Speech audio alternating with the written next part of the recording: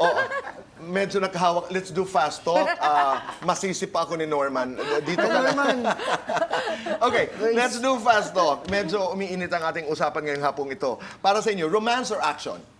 Romance. Romance. Younger, older? Older. Older. Gaano, 1 to 10, gaano na kayo kakomportable sa isa't isa? 10. 10.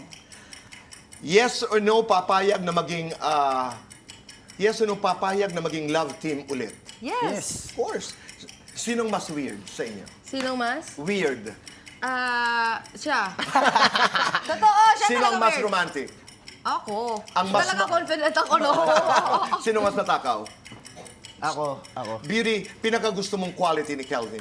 Oh, I love his eyes. I Kaya ako love the way. kinikilig. I love his eyes. I love the way he talks. His tantalizing eyes. Oh my God. Kelvin, pinakagusto mong quality ni Beauty?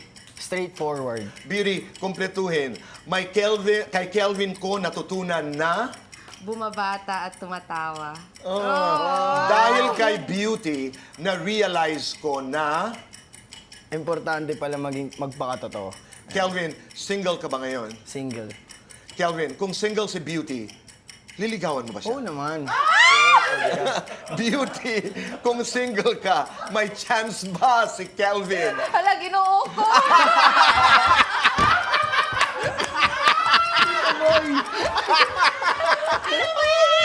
Hala, ginoo ko!